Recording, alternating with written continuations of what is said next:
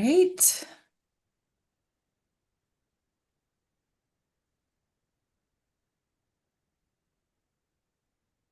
Believe we are live. We are. I just heard myself, so that's good. So good morning, everyone. I am going to hit record and then we're going to get started.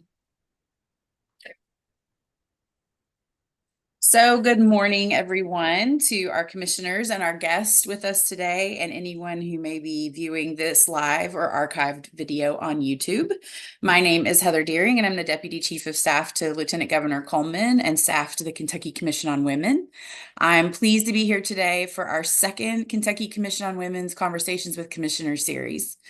The Kentucky Commission on Women was established in 1968 by Governor Louis Nunn by executive order, and then became an official state agency in 1970 through legislative action. After a period of dormancy, the commission has been reactivated and has been working quite hard the past several years to establish themselves as a catalyst for improving and elevating the status of women and girls in Kentucky. Our commissioners are an incredibly diverse group of women from all corners of the Commonwealth, and I'm excited to introduce you to a few of them today. So commissioners, I'm going to call on you based on who I can see on the screen. Please unmute yourself, introduce yourself, and let us know what county you represent from the commission. So I'm going to start with Kathleen Wright. Kathleen Wright, good morning from Jefferson County. Thank you. Ashley Adkins. Hi, Ashley Adkins from Round County. Thank you. Christine Thompson. Hi, Christine Thompson from Livingston County. Thank you. Christy Guffey. Good morning, Christy Guffey from Callaway County. Marissa All. Good morning, Marissa All, Fayette County. Thank you. Whitney Johns. Whitney Johns from Mercer County. Thank you. Marita Willis. Good morning, Marita Willis, Jefferson County. Thank you, Madam Chair. Are there any commissioners that I missed? Okay, wonderful. So as I mentioned earlier, the commission works to elevate and improve the status of women and girls in the Commonwealth. And last year we launched this series, the Conversations with Commissioners webinar live stream series, a virtual conversation between commissioners and guests about a topic or a theme that the commissioners feel is important to women in the Commonwealth. We will have special guests each time who are knowledgeable or experts in the area to present information and open it up for questions from our commissioners. The theme and the topic of each session will change, and our hosts will change as well as our guests.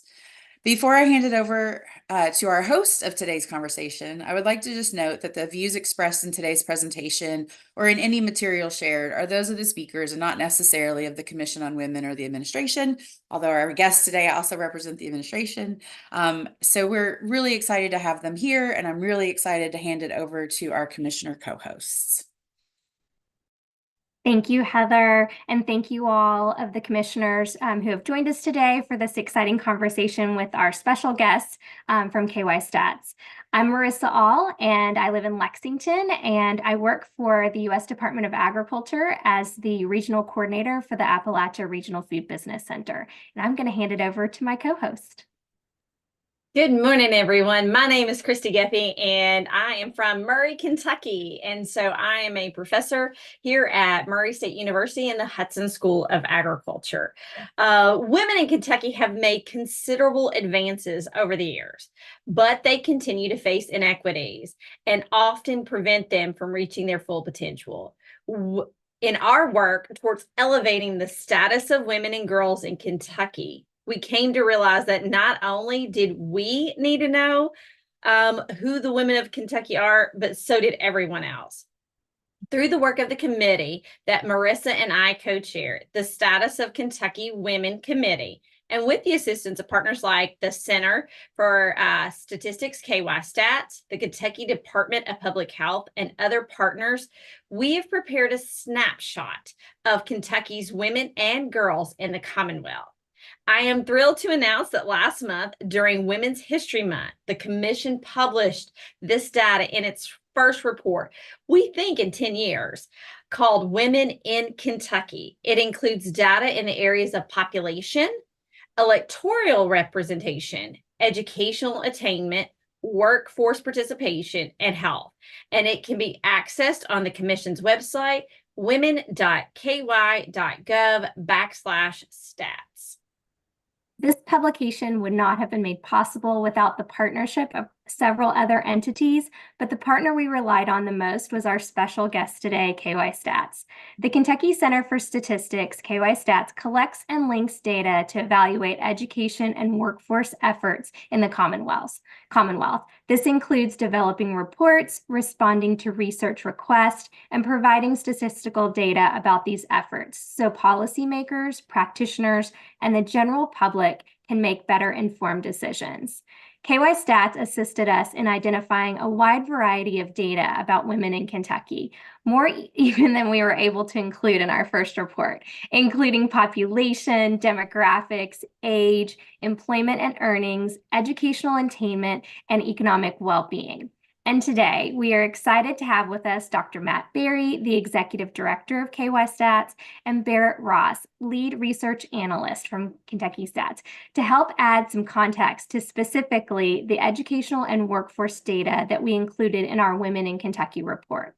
With that, I will hand it over to Dr. Berry and Mr. Ross to introduce themselves and dig a little deeper into the data. Well, thank you so much for that warm introduction, and thank you for having us. This is a real pleasure for us to be here.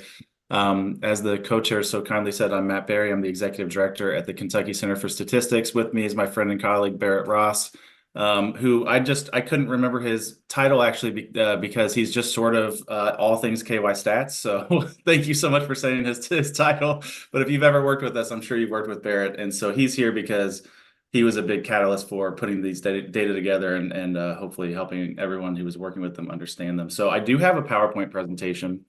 This is the risk you run when you invite the data guys to come, is that we do have PowerPoint to show you. But let me get this up very quickly here. And I have to put a couple more buttons.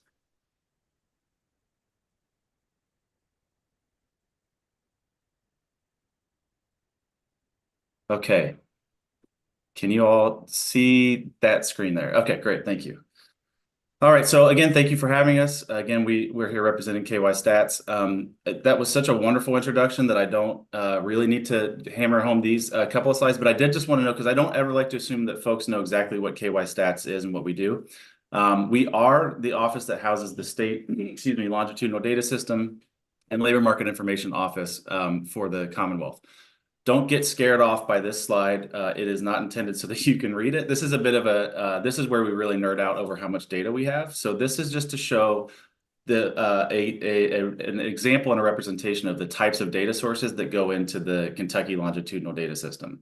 So if I've already lost you at the Kentucky longitudinal data system, really what it means is we collect and connect data from across sectors. So you can see higher education and K-12, early childhood, workforce, and a lot of areas and agencies in between.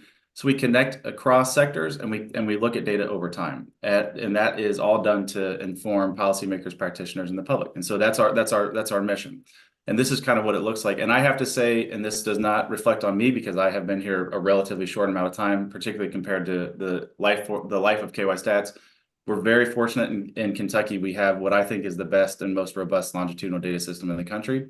So that's a little bit of a commercial for us so that you all, I hope, continue to use our resources for the really important and critical work and conversations that you all are having.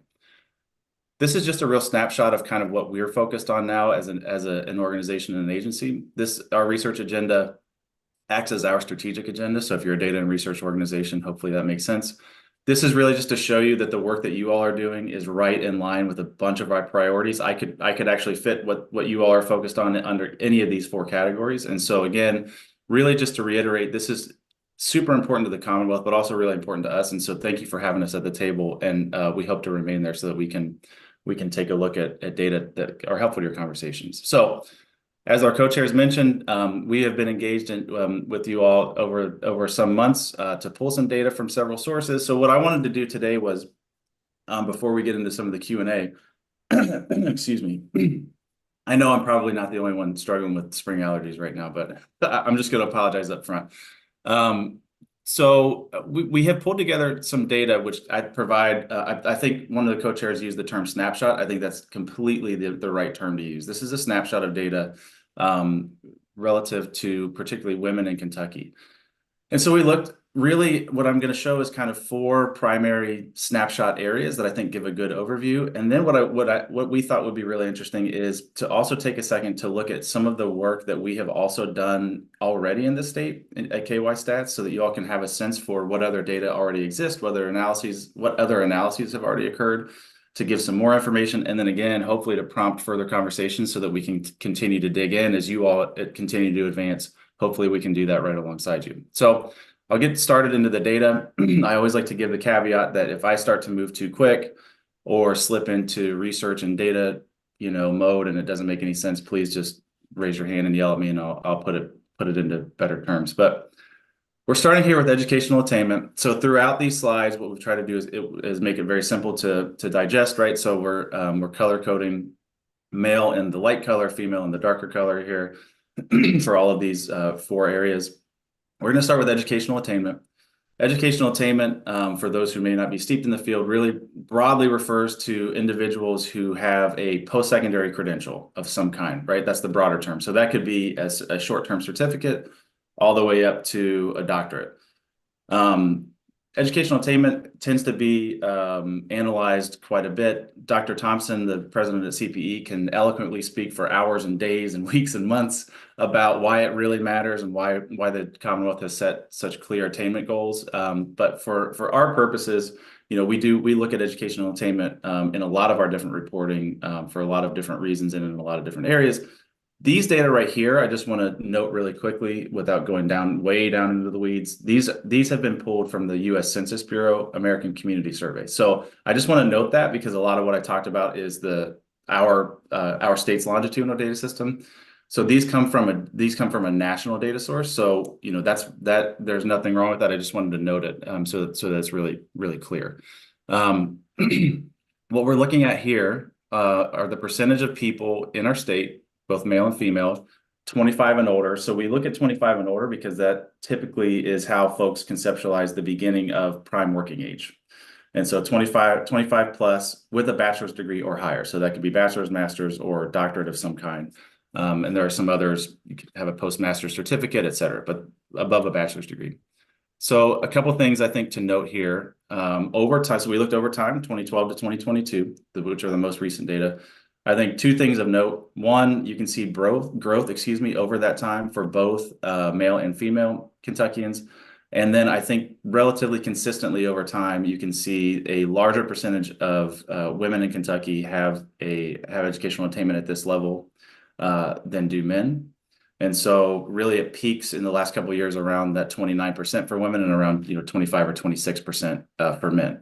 Now these would look different if we looked at attainment at a different level. So if we looked at associate degree and higher, those would look a little different in terms of percentages. But for the bachelor's degree, this is what it's looked like over the last 10 or so years.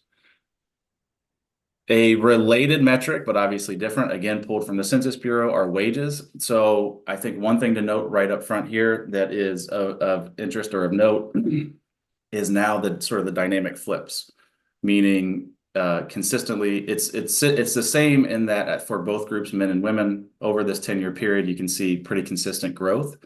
But it has flipped in that for education attainment at bachelor's degree and above, women had a higher percentage. The median earnings for full-time year-round workers for women are lower consistently over this 10-year period as compared to men. And so if you look at the numbers, the raw numbers, so I also should note these are for 16 and over folks earning wages year-round. So if you look at the raw numbers or raw median earnings, men have had a slightly larger gain over time as a percentage. So women, the exact opposite is true. Women have had a slightly larger percentage gain over that time, so about 30% as opposed to 25% for men. But the median earnings, the raw median earnings, remain larger for men across that whole time period. The Other of the last two metrics that we wanted to look at was workforce participation rate. So again, this comes from the census. And I should note too, I'm sure that there's no wondering why this is happening, but you'll see a gap in the data here in 2020. I think we can all remember why that probably occurred in terms of data collection, but I did just want to note it. That wasn't a mistake. There's just no data for that year. So workforce participation rate, excuse me. So this is, well, technically in the community survey, American Community Survey from the census, it's labor force participation rate. And so that refers to folks who are working or searching for work. And what we've looked at here is 20 to 64-year-olds. And this is in the state again. The percentage different than educational attainment, now similar to wages. The labor force participation rate for women is pretty consistently lower than men over this time period. And this is one where just the numbers themselves stay pretty consistent over that 10-year period. Not a huge amount of growth or drop or anything like that, but the difference between the two groups remains pretty similar. We also did take a look at what this would how this would compare, to the nation as a whole. And so in Kentucky, our labor force participation rate for women is about that 70% mark, and for the U.S. it's about 74%, so a little lower than the national average. So these are the kind of things where we could take a look at particular states or sort of a regional approach, but because the nation, obviously that's a big comparison, but it is a little bit lower. And then finally, excuse me, we looked at kindergarten readiness rates, so sort of the other end of the cradle to career spectrum, if you think about it in that way, which we often do. So looking at female and male boys, or female and male kindergarten students. And so this is just, again, in case you're not super familiar with what kindergarten readiness really refers to. These are the scores on the Brigance entry exam. And when you're looking at the dip here, the drop that you can see in 2022, that is being reported from those kiddos would have taken the Brigance the fall prior. So that would have been a fall 2021 test that they took, and then it's reported that following year. So that's why that drop looks, maybe I'm only saying that because I don't want folks to see that and wonder why there was such a lag post-recession for that drop. So that's why it's because of the lag in the data that you're seeing that drop maybe a little bit later than you might have anticipated. So, we don't comment on the effect of the pandemic or anything of that nature. That's not our role at KYSTATS, but I did just want to mention that from the data perspective, that lag is kind of expected.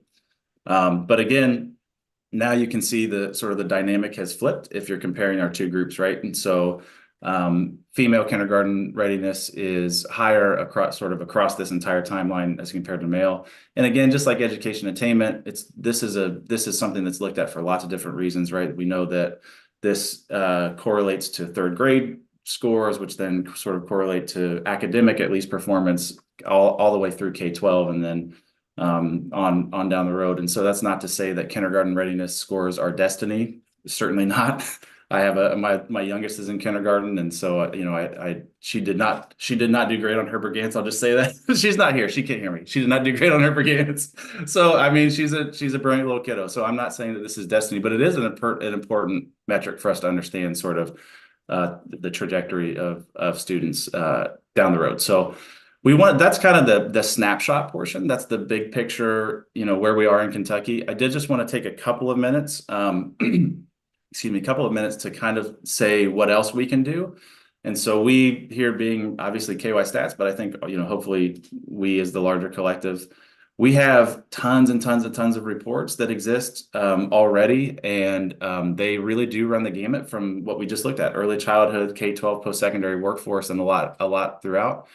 We have a very intentional approach, and that's why I highlighted our research agenda themes and priorities. We have a very intentional approach to understand, how different groups of Kentuckians are experiencing these systems, how they're moving through the educational system, or what it looks like for them in our workforce. And so we look at data anytime we can. We disaggregate our data, by race and ethnicity, by sex or gender, and any way by geography, any way that we can get a better understanding of kind of what's happening. And so I say all of that to say, I think we have a lot of existing information already that can even take a deeper dive into some of these questions, kind of beyond the snapshot, which is really important. So that's not, we need these kind of snapshot approaches. But just a couple of quick examples before we move into Q&A that I think are really interesting, that are specific to this conversation, I think. So we have a teacher equity report. Obviously, there's a lot of conversation happening around our teacher workforce. We've been producing this and some other teacher reports for years. There are a couple of things happening on this slide. It's a little busier than the others, I know, but along the left side, that's really a kind of a longitudinal look at the pipeline from 2015 high school graduates, college enrollment, and then really how many of those individuals from our state end up enrolled in as a teacher or in public K-12 in these teacher prep programs, excuse me. And so you can see how that sort of decreases over time, which is what you would expect, but you can kind of see that pipeline. On the right side, in the main part of this slide, is a look at the gender demographics of that pipeline. And so if you start high school graduates at the very top, you would expect that's about a 50-50 split. If you go all the way almost down to the bottom now, ever employed in public K-12, and you look at female versus male, now you've got an 81 to 19% split. And so it's just, I think this is a really interesting look at how that funnel starts to, if you think of that as a funnel, how those differences start to occur throughout that funnel. We also have work that we have worked with CPE, I should say, on, countless reports. They're a board member of ours, or one of our closest partners. They have recently produced some work that is looking at. So this is a CPE. These are data based on a CPE report. But what I think we're suggesting is that this is an example of something we could dig into to learn more about how these dynamics are playing out in other sectors. This is a look at undergraduates who are parents in Kentucky by gender. And so really, I think that what you can see is a couple of things, jump out to me. One, the numbers go down over time. Two, the percentage of male parents that are undergraduate students as the total goes down. And so now, if you look at the 2022 to 2023 school year or academic year, 75% of parenting undergraduates are female. So, I think they have highlighted that recently in some of their social media and outreach. And so, I think one of the things we have become interested very recently, and one of the reasons I'm mentioning this is, we would like to look at what happens to those individuals who are parents as undergraduates as they enter the workforce. And so that's something where the longitudinal data system can now take this and really, I think, provide a little bit more information. So just another example. And then this is one of my favorite things and this is just two more quickly, but I think this is one of my favorite things we've done recently. Dr. Beth Kelly, our research director, did this work on her own. I don't know how. She has no time. I have no clue how she did this, but she did it because she's a superhero.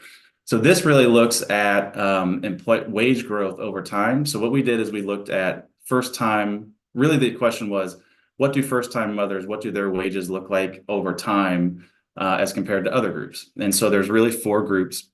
We looked from 2013 to 2019. We looked at all of these individuals working, first-time fathers, non-fathers, non-mothers, and mothers. So really four groups. And so here, I think the highlight here is what we pulled out. From 2013 to 19, working first-time fathers' wages increased by 80%. As compared to 40% increase for first-time mothers. And we created these really similar comparison groups because we wanted to look at these groups as close to apples as we could, and really, to the best of our ability, look at the effect of being in one of those groups or another. And so I think this is on our website. It's in the blog. It's really fascinating stuff. And Heather, I see you nodding because I know you were at our summit where we presented this for the first time, but it's a body of work that I think we're going to continue to expand, and is really brilliant stuff. And if you all have a need for a speaker, Dr. Kelly can come and tell you more about it. It's really interesting stuff. And This is the last. I'm sorry. Noted. Okay, good. Her, And this her is the, presentation was amazing. she's really brilliant, and passionate about that subject. And so this is my last slide, and then I'll stop. And I know hopefully we have an opportunity for Q&A. This is basically a childcare desert map. And so the takeaway really from this, and there are lots of data caveats, and we could have, a whole hour thing about this, but up to about 11% of our total population in the state live outside of a 15-minute drive window to their nearest childcare facility, right? So I think one of the reasons we looked at this, it was for other work, but we looked at this because I think, as we all know, that can have a relationship to all of the other areas that we just discussed: post-secondary education, workforce, et cetera. And so that's just kind of again, a snapshot of where we are today in the state, an overview of what I think some of the interesting work we've already done at KYSTATS is, and some ideas around what else we might be able to do. Hopefully you all have some questions for us. I'm going to stop sharing. I could pull this back up if you all need to have a specific data question, but again, thank you for the opportunity. We really, really do appreciate being here.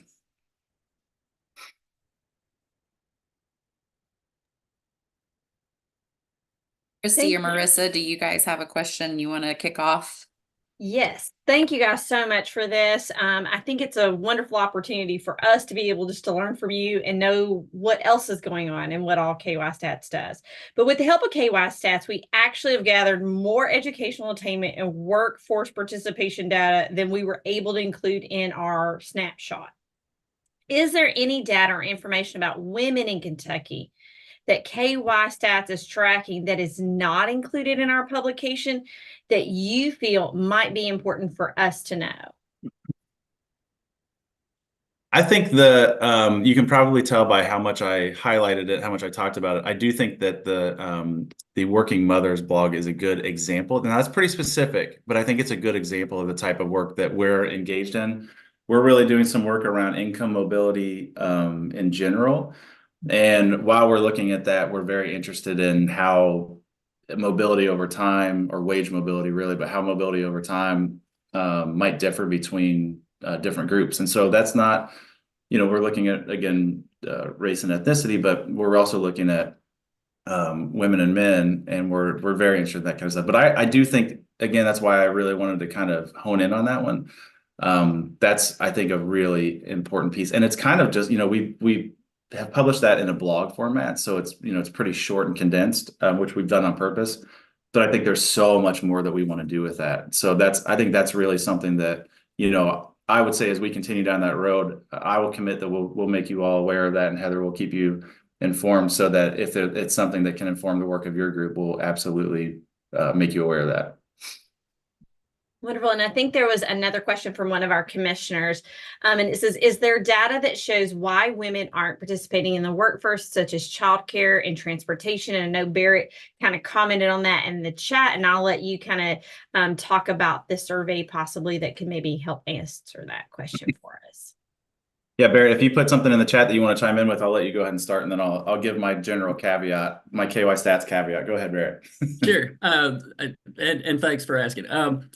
Yeah, I don't have a whole lot of context for that pulse survey. I'm aware of it, and I can pull some of that data together, but I believe that is one of the questions they ask. If you are not participating in the workforce, why? What is the reason for that? And the American Community Survey has a data set that kind of delves into that a little bit as well. So I think we can get some data pulled together for you to answer that question.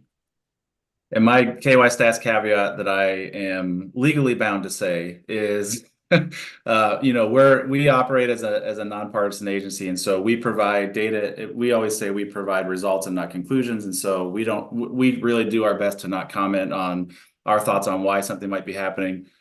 Now, if there are data sources we're aware of that, like Barrett just mentioned, we're happy to help provide that, and we're obviously also, not that you all need us to help facilitate, but we could also help facilitate conversations with content experts as well. But the why we leave for other folks. Thank you all. Well, I know that we wish we had more time today because this has been wonderful. And we want to thank you both, Dr. Berry, Mr. Ross. Thank you for your time and expertise today. We also appreciate your assistance in our publication and the continued support that you all have provided. I'm going to pass this back to Heather to close out today's session. Thank you, Marissa. Thank you, Dr. Barry and Mr. Ross. We really appreciate you all being here. I know you're mad that I called you Dr. Barry, but you're just gonna have to live with it that one last time. I've been moved by this data. The more we talk about it, the more kind of fired up I get about it. And I had forgotten the slide that Dr. Kelly had presented. I'm glad you shared it today again so that the commissioners could see it. I think we're excited to take our data document and act on it now, right? So we hope to publish it every year so we can keep tracking this data over time to see what moves and what doesn't move. So really appreciate you all being here this morning and being part of this conversation. And commissioners, thank you also for joining us this morning. We will archive a recording of this conversation on our YouTube page for future viewing and reference. And before we close out, I just want to thank the commissioners who joined us and remind everyone that our next conversations with commissioners will be in June. We are still confirming our topic and our guests, but we will share that information on social media once we get that confirmed. And for anyone who's watching who's interested in following the work of the commission, you can sign up to stay in touch with us through our website, women.ky.gov, or you can follow us on Instagram and Facebook. So thank you again for having us this morning or joining us this morning, and we look forward to future conversations.